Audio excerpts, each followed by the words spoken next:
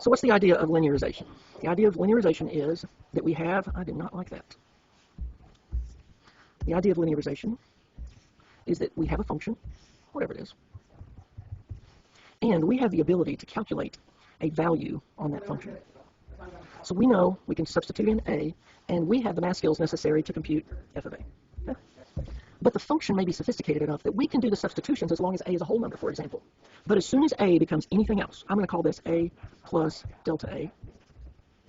Your textbook in the lectures also refer to it as a plus dA. And what if a plus dA is a value that you can't compute? It's just beyond your abilities to compute. What do? Well, what you do is you say to yourself, I'm skilled enough in calculus that I can write a line equation for the tangent of a curve. And if you actually know a and f of a, if you can calculate things at that location, then you would also be capable of calculating the equation for a tangent line at that point. And how hard is it to compute the equation of a tangent line? On a scale from 1 to 10, 1 being ridiculously easy and 10 being impossibly hard, how hard is it to calculate the area or the equation of a tangent line? 1. A 3. So I presume there are only only 3 students who can do that. Man, May is going to be a hard month for you guys. So the idea is, we don't know how to evaluate the function, but if we write the tangent line equation, look, my God, that's so easy, right? Substituting into a tangent line equation is nothing more than multiplication and addition. My gosh, it takes only 4th grade math at that point. So that's real helpful. So that's what we do. We use the point that we know to compute a tangent line equation. And then instead of substituting in this value down here into f of x, we substitute that value into the line equation, because we can do that. We're skilled enough mathematically to compute that. Is that value, that is f evaluated on the tangent line, is it pretty close to the value of f evaluated on the function? Yeah, typically these are pretty close. Now, this is the state of mathematics for hundreds of years. For hundreds of years, we have been unable, or at least it was impossibly hard, to compute a lot of values in certain functions. So in order to kind of describe Mother Nature, predict the future, see what's happening in the future, techniques like this we use, linearization. I'm supposing that's why it's in the AP Calculus curriculum. Okay? The fact is, nowadays, we don't use linear approximation in the real world. It's because we have these. Okay? We have computers to do the hard math now. But nevertheless, it's still part of the curriculum. So when you do linearization, maybe you can kind of think of yourself as, being dressed in Elizabethan clothing, and, you just saw, Shakespeare out on the sidewalk this morning, and you're going to do some math, and it's going to be linearizations. You're going to take a function and treat it like it's a line. Could you go over number 12 on page 246, please? Okay, 246.12. I love these kinds of problems. I think the reason that I love these kinds of problems is this is actually one of the specific calculus skills that I remember from the time I took calculus back in the late 70s. Okay? God, how long ago was that? Man, getting close. Let's see, it's what, 30? My God, 40 friggin' years. You guys mind letting me take a moment to quit hyperventilating? 40 some odd years. Okay. So here's the idea. They're asking you to approximate this value. Now, in the real world, you wouldn't approximate it. You'd grab your calculator and you would just compute it. But we recognize if you're asked to approximate it, they're asking you to do it old school. Now, there are algorithms for computing cube roots. They're impossibly hard. It's an amazing amount of work. And it's much easier to do a tangent line. Except that, when we think about the curve, by the way, every time, not part of the time, not only even numbers, but every time that you do a linearization problem, I want you to go through that step of sketching a possible f of x, sketch the tangent line, and if you will do that, you'll literally be able to see the relationships on that graph. So let's think about it. Square root, or cube root of 26, we don't know that one. Dang. But do we know a cube root that is nearby? Near 26. 27? Yeah, 27. So there is a cube root that we know. We can compute that one. You can just start bringing. And here's one that we don't know. So we get the idea that we're going to use what we know, and from the point that we know, we're going to jump to a point that we don't know. Now, one of the things you have to do is think about what is f of x? What is the function f of x? So here's the way that I teach my Algebra 1 kids. A function is something like a vending machine. In a vending machine, you put in money and you get something out. You don't get money out, you get something else out. Okay? And every time you put something in, you get something out. That's a function. And if we think about this scenario, let's think about the function. You're putting something in and you're getting something out. And when you think about what goes in and what goes out, look at what goes out. The cube root of 26. So let's just pretend it's a number, 2.9. What do you think you put into that expression? Were you putting in the 3?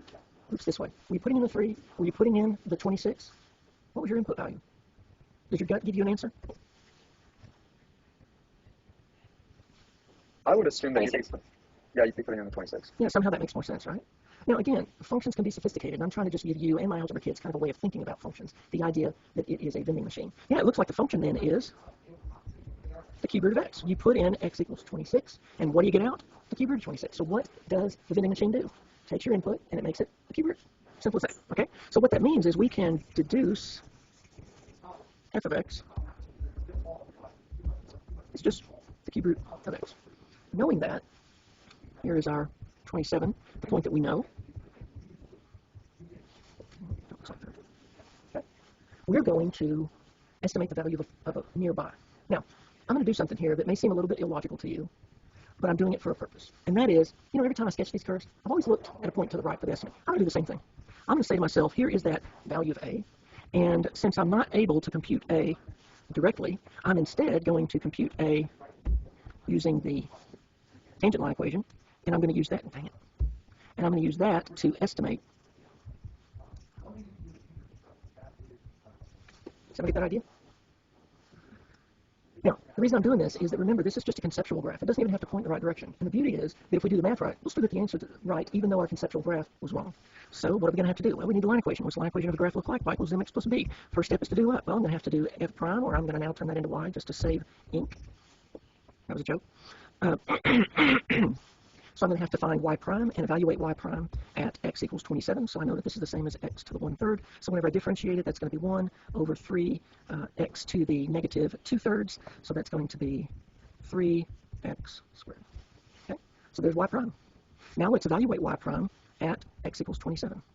So that's going to be what? 1 over, so we think of 27 squared. 27 squared is the same as 3 times 3 times 3 times 3 times 3 times 3. Okay, which I can then regroup as 3 times 3 times 3 times 3 times 3 times 3. So whenever I take the square root of that, that comes out as, I'm taking the cube root, sorry. When I take the cube root of that, that comes out as 9, 3 times 3. So we're going to have 9, 1 over 3, so that's going to be 1 over 27. So that gives me the slope of the tangent line. So I'm going to go over to my tangent line, and I'm actually going to start erasing and substitute that in there. This becomes 1 over 27.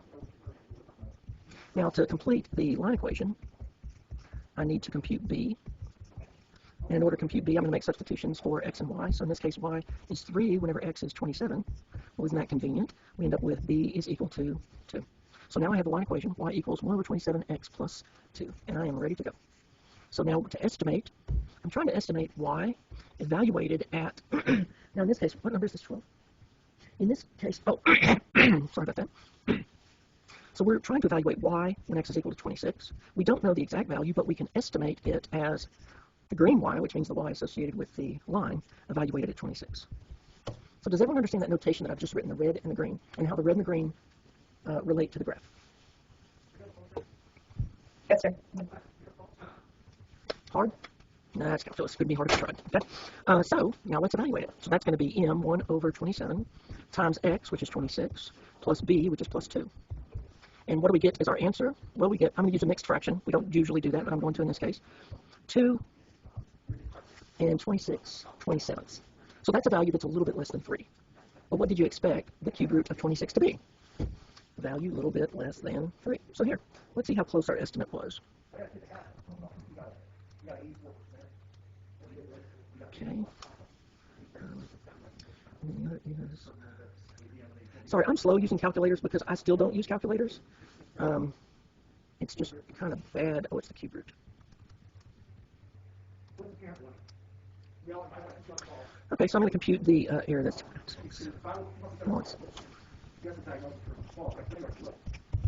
It's going to be 0.0005. There's the amount of error. That's the difference between our estimate of the cube root of 26 and the actual calculator value of the cube root of 26. Pretty dang small error, wouldn't you say? Every problem works the same way. And you will be asked various questions. But if you have a sketch like this, and you understand the principles, it doesn't matter what question you...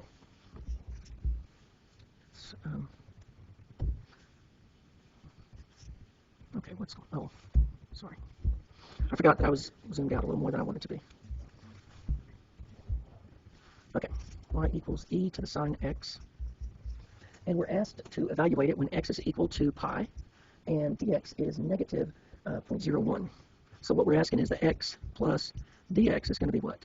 Pi minus 0.1. How hard is it to evaluate trig ratios where the angle is pi? How hard are those? Not very hard. Yeah, there are only 3 possible answers: 0, 1, or undefined. Yeah, super easy. So what about this one? That is a whole different ball of wax. That's not something that you could do easily. So let's start with our conceptual graph. Hang all of our values on there. Just a general question. How many of you guys actually, on any of these problems, sketched some kind of graph? Anybody? No one? Okay. I'm going to change this instead of pi minus 0.1. I'm just because it's going to be a binomial. It would be nice if that were a monomial instead. So I'm going to put 0.9 times pi. Does everyone understand that mathematically that's equivalent? Come on, green. So what do we need? Well, we need a line equation. Everything depends on the line equation. So we need to know y prime, evaluate y prime. So y prime is going to be, well, this is e to the u. So e to the u is the derivative is going to be e to the u times du, the derivative of u. So the derivative of sine x is cosine x. So it's a product. Now we have to evaluate y prime at x equals pi, because this is going to give us the slope of the tangent line that we will use for our computation. So that becomes e to the sine x. Well, sine of pi is 0, so that becomes e to the 0, which is 1, times cosine x. Well, the derivative, evaluating cosine x of pi is negative 1, so that means this has a value of negative 1. That means that over here in our line equation, the slope is negative 1. Does my conceptual graph look anything like that? Nope, but it doesn't care. As long as you don't make any math mistakes, you'll still get the right answer. Now, I can imagine some students maybe doing this. As soon as they realize that the slope of the tangent is negative, I can imagine that they might redraw the sketch, which is perfectly fine too. Does everyone get the idea? Okay. So now that we have that, we need to know what b is. So we think about line equations, y equals mx plus b. So we know that m is already negative 1. We need to know an x and a y. Well, let's evaluate it. Whenever x is equal to pi, so I'm substituting x equals pi, what is y? Well, I come back here, and that becomes y is e to the sine x, e to the 0, which is 1. Oops. Okay, is everyone following? Or b is equal to 1 minus pi. So that means over my line equation, I'll actually put that in there, plus 1 minus pi. Now I have an equation that I can use to evaluate x equals 0.9 pi. So I start with the line equation. Sir? Yes, question? Wouldn't b equal 1 plus pi? It would be 1 plus pi, wouldn't it? Thank you. So if I'm writing this line equation, I'm doing it in order to estimate y of 0.9 pi. And that's going to be approximately equal to the tangent line evaluated at 0.9 pi, which is going to be equal to, what? It's going to be negative 1 times x 0.95, 0.9 pi, plus 1 plus pi. And then you can do the rest. Okay, everyone get the idea? Dang, that's easy, isn't it? Now, the one thing that I'll remind you that this homework question asks for the differential, which is unlikely to be the thing you'd be asked on the AP exam. But if you were answering the textbook question, then you would be looking at the difference between this, green f of x evaluated at 0.9 pi, and f of pi, which had a value of 1. Concept? Straightforward. Principle? Straightforward. Math? Straightforward. Algebra? Straightforward. Everyone get my point? Base your understanding on principles, even the hard problems become easy. Okay, any questions?